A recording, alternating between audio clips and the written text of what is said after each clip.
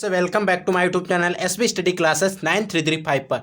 तो कैसे हो आप सब और कैसी चल रही है आपकी स्टडी। आई होप आप सभी अच्छे होंगे और आपकी स्टडी भी अच्छे तरीके से चल रही होगी। तो स्टूडेंट, आज के इस वीडियो में हम लोग क्लास 12th इंग्लिश का सेक्शन सी देखेंगे। इस वीडियो के अंदर क्लास 12th इंग्लिश का सेक्शन सी यानी कि हम ग्रामर देखेंगे, जो आपका टोटल 20 मार्क्स का आता है। इसके अंदर आपको 10 क्वेश्चन दिए जाएंगे और 20 नंबर के होंगे। इसमें 10-10 नंबर के 2 क्वेश्चन होते हैं। क्वेश्चन नंबर 4 होता है और एक क्वेश्चन नंबर 5 होता है। तो इन दोनों क्वेश्चंस को हम आज के इस वीडियो में हल के साथ डिस्कस करेंगे। तो इसलिए आपको वीडियो शुरू से लेकर अंत तक देखना है। अगर आपने अभी तक चैनल को सब्सक्राइब नहीं किया तो चैनल को सब्सक्राइब कर लेना, क्योंकि इस वीडियो के अंदर, इस चैनल के अंदर आपको बोर्ड एग्जाम से रिलेटेड हर खबर मिलती रहती है और बोर्ड एग्जाम की तैयारी अच्छे तरीके से हम कराते रहते हैं। तो स्टूडेंट, आइए हम वीडियो को शुरू करते हैं। जैसा कि पहले क्वेश्चन नंबर 4 कह रहा है, choose the correct option to answer the following questions. यानी कि इस क्वेश्चंस के अंदर आपको सही ऑप्शन चुनना है जो भी क्वेश्चंस दिए गए हैं। जैसा कि अगर हम बात करें, क्वेश्चन ए दिया गया है। क्वेश्चन ए दिया गया है, the absence of government in A countries called. यानी कि ऐसे देश जहां पर गवर्नमेंट उपस्थित ना हो, यानी कि जहां पर गवर्नमेंट उपस्थित ना हो, शासन पर राज करने वाली जो गवर्नमेंट है वो ना हो। जैसे कि अगर हम अपने इंडिया की बात करें तो यहाँ पर हमारे प्रधानमंत्री श्री दामोदर दास मोदी जी हैं। तो ये क्या है, हमारे भारत के प्रधानमंत्री हैं। तो हमारे यहाँ पर एक शासन व्यवस्था चलती है। लेकिन ऐसा देश कौन सा होगा जहाँ पर सरकार उपस्थित ना हो, तो उसे हम क्या कहेंगे? तो स्टूडेंट, उसे हम एनआरची कहेंगे। तो इसका हमारा जो तीसरा ऑप्शन होगा वो सही होगा। और ये ऐसा एक क्वेश्चन है जो बोर्ड एग्जाम में कई बार आ चुका है, उसे क्या कहेंगे? एनआरची कहेंगे। नेक्स्ट क्वेश्चन क्या है, अब जो बी दिया है, the phrases is change to word means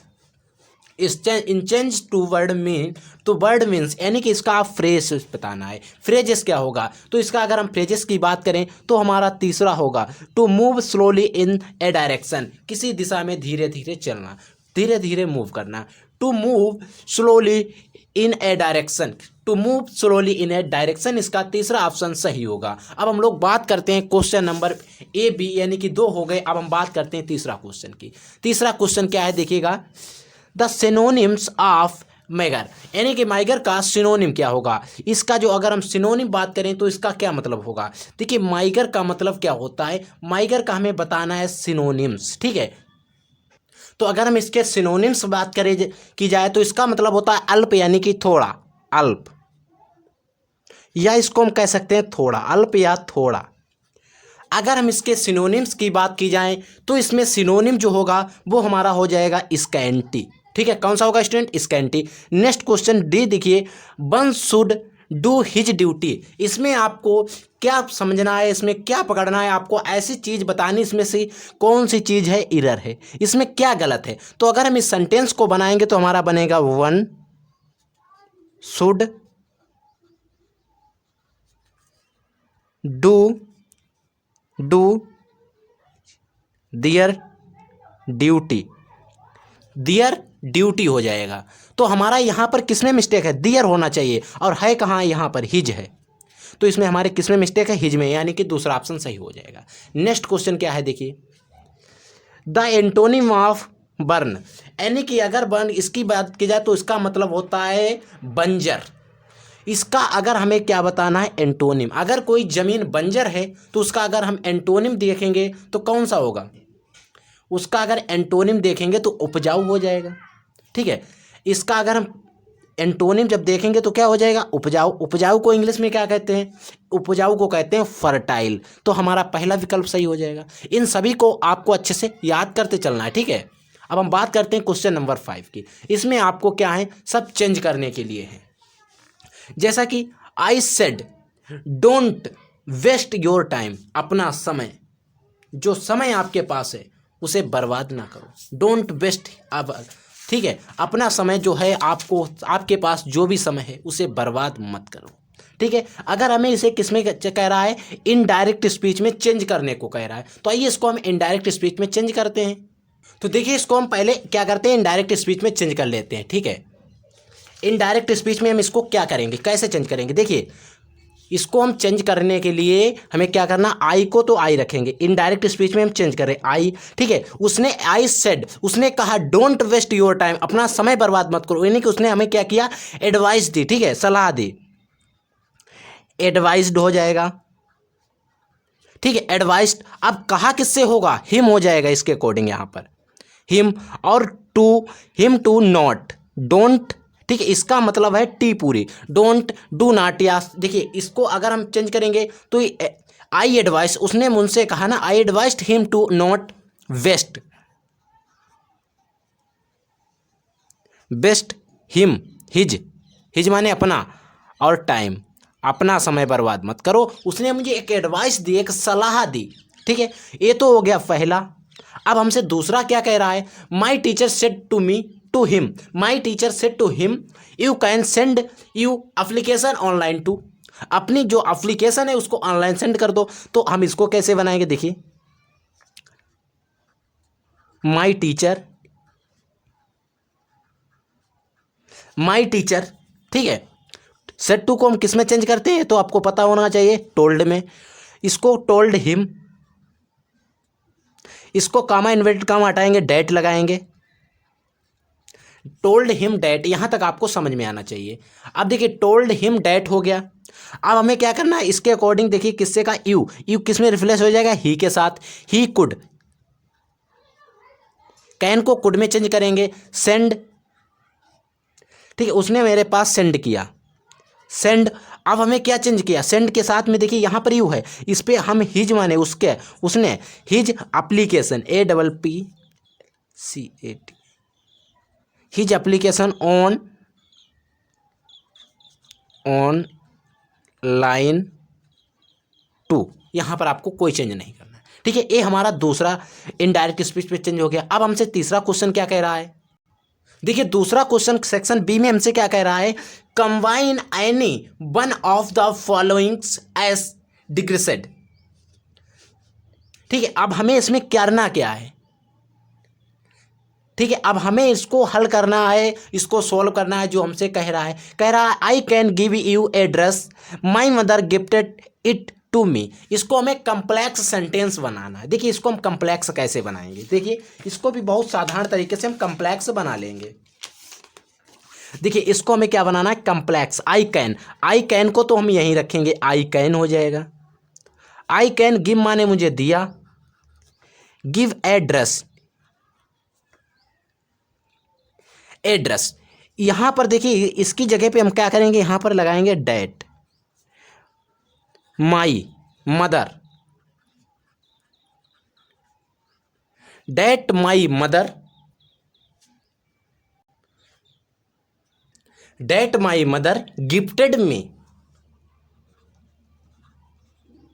gifted it to, it हो जाएगा, इट टू मी, बन गया इट टू मी। बस इतना हमें बनाना। नेक्स्ट क्या है, passive by, do it, leave it, compound degree बनाना है, ठीक है। इसके आगे है आपको passive wise, passive by I can do it, इसको भी हम अच्छी तरीके से आपको समझाएंगे, डू इट, लिव इट, ठीक है। इसको हमें भी कंपाउंड सेंटेंस में बनाना है, ठीक है। अब हम इसको कंपाउंड सेंटेंस में कैसे चेंज करेंगे, देखिए इसका दूसरा ये था हमारा पहला।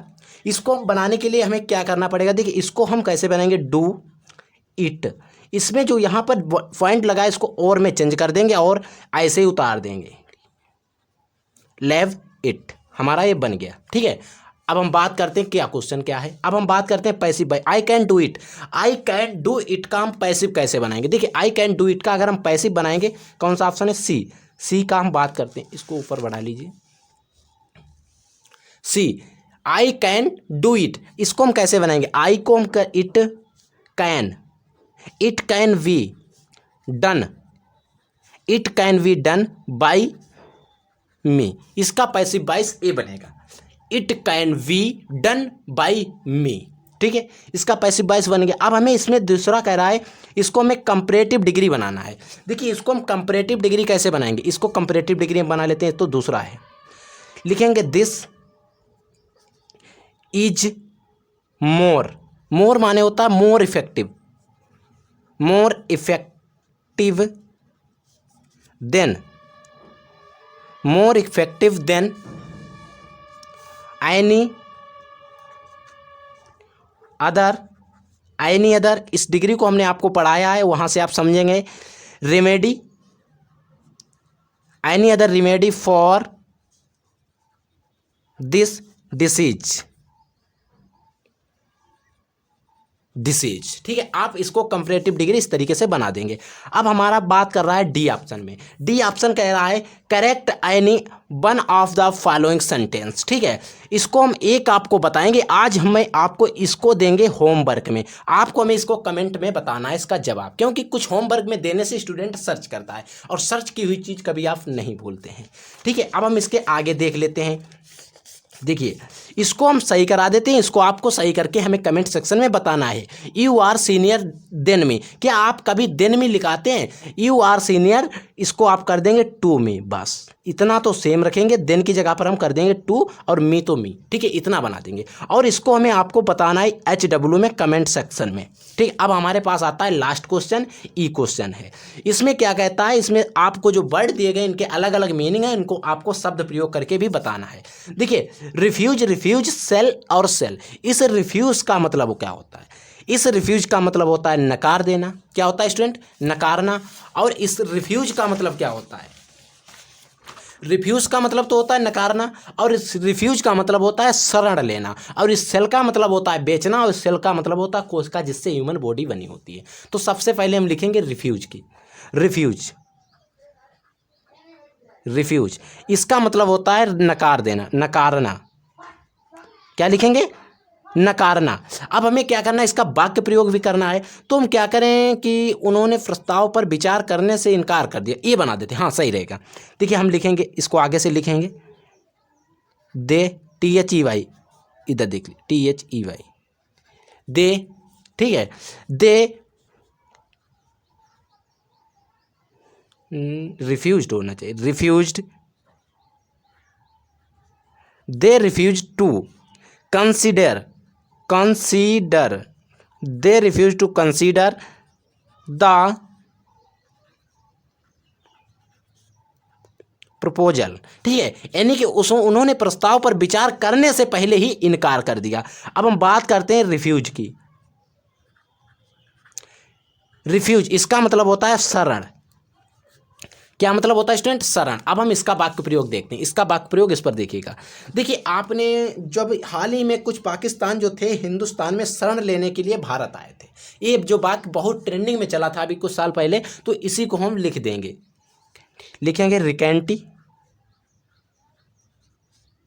रिकेंटली many, recently many Hindu, Hindus came from, came from Pakistan, Pakistan, came from Pakistan to India, IN India to. ठीक है, स्पीक होना चाहिए, के होना चाहिए, स्पीक रिफ्यूज। ठीक है, यानी कि कुछ ऐसे पाकिस्तानी थे जो भाषण देने के लिए इंडिया आए थे, हिंदुस्तान में आए थे। अब हम बात कर लेते हैं सेल का, SEEL,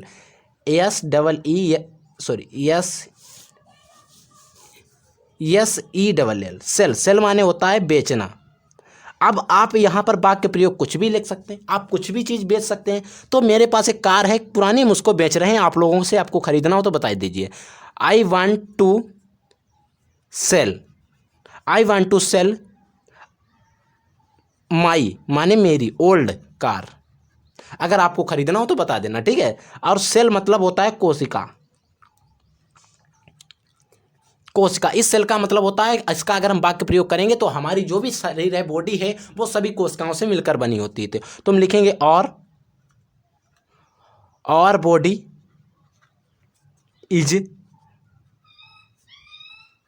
made up of cells. ठीक है, तो स्टूडेंट ये था फुल सोल्यूशन ग्रामर का। आई होप एक ग्रामर का सोल्यूशन आपको समझ में आया होगा। अगर आपको ग्रामर का सोल्यूशन समझ में आया हो तो वीडियो को एक लाइक कर देना, चैनल पर नए तो चैनल को भी सब्सक्राइब कर देना, हो सके तो अपने दोस्तों में भी शेयर कर देना। तो स्टूडेंट इसी प्रकार से नॉलेजेबल वीडियो और आपके लिए हेल्पफुल कंटेंट हम बनाते रहते हैं, तो इसीलिए आप चैनल पर बने रहिए और चैनल को सब्सक्राइब कर लेना। तो स्टूडेंट हम मिलेंगे नए वीडियो में नए टॉपिक के साथ, तब तक के लिए जय हिंद, वंदे मातरम।